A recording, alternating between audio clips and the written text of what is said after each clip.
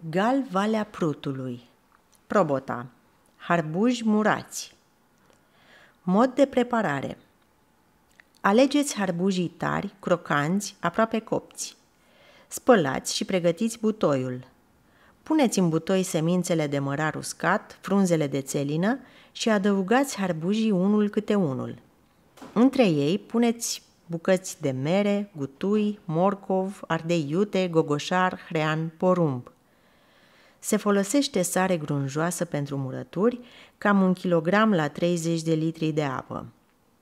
La final puneți crenguțele de vișin deasupra și adăugați boabe de muștar.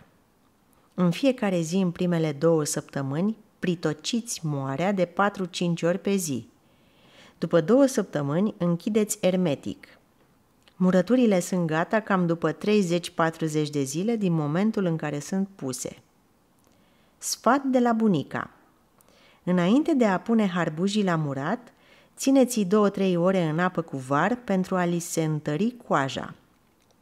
Apoi găuriți-i cu o andrea pentru a putea fi pătrunși mai târziu de saramură.